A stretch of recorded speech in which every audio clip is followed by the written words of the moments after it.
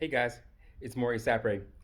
We're in 2021, and what do people normally do at the beginning of the year? Well, most people try to set some goals, right? They try to do some planning to figure out all the great things they're going to do this year, and we all know how that usually goes, right? So, for some people anyway, right? We'll say that. So the reality is, if we look at history, right? History tends to repeat itself. I remember several years ago, I was in a church service and I took offense to something a minister said. A minister said, most of you will be in the same situation this time next year. And I was like, oh no, that can't be me. I'm working with Homeland Security voluntarily. I'm working to run uh, a city, like half of a city, manage their behavior. Um, I'm taking care of my son. I was doing all these things that I thought were positive, being a family person, doing all these things, right? And the reality was that was me, but not everybody is always trying to do all those things. Or if they're doing it, they may be too focused on one thing or not another, whatever. But they all have different goals, right? And some people just need a little help in trying to figure out how to make sure they complete them. So I thought I would take the time to mention this, right? So if we think about history, right, one of the great things about the scientific field is that we tend to look at a lot of research, right?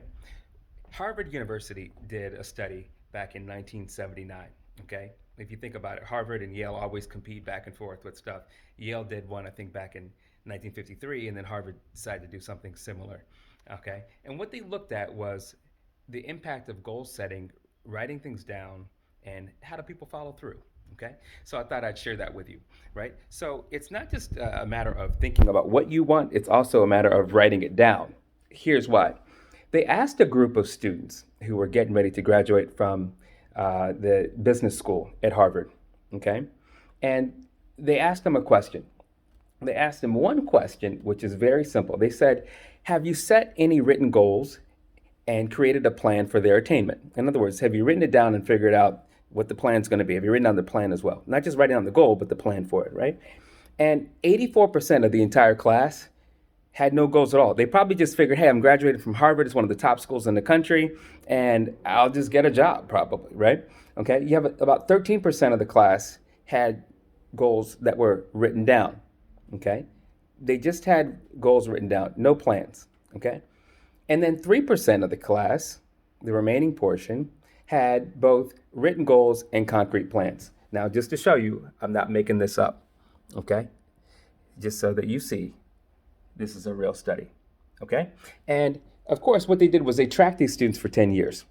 Okay? They said, let's figure out what happens to these group of students over a 10-year period post graduation. And 45% of the people in the country, typically make goals. 17% make infrequent goals, and 38% never make goals at all, right? So when we look at how these students fared, it's really not a surprise. Okay. The brain does what we call confirmation bias, and I'll explain that in a minute. Okay. Because that really determines whether you continue to work on your goals or whether you don't. Okay. But what they realized was that if we track the students for 10 years, we will see large discrepancies, big differences. Okay. So you probably guessed it.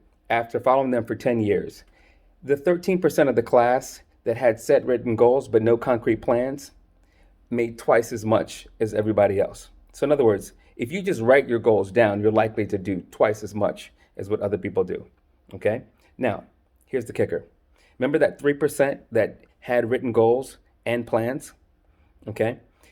They made, check this out, they made 10 times more than everybody else. Okay? 10 times more. So, of course, how much money you make isn't relative to happiness, but we're talking about business students, right? And if we're talking about business students who are going to work in capitalistic environments, money makes sense to track, okay? So the reality is if you write goals down and you make a plan for it, you're really about 10 times more likely to achieve them, okay? So if you want to be like the few who complete things, what you're going to have to do is make a goal, write it down, and push through the entire year following that plan. Even if you have to make changes, that's okay. A lot of people quit on their goals because they figure if they have to make changes, just let it go, right? Just keep going.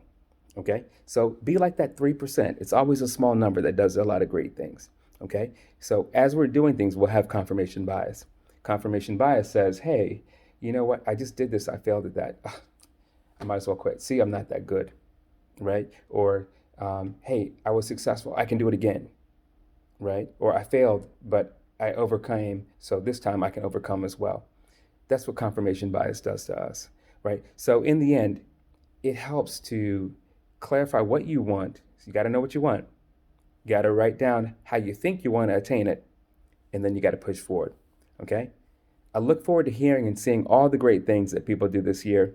I love you. Remember, don't put your goals above people.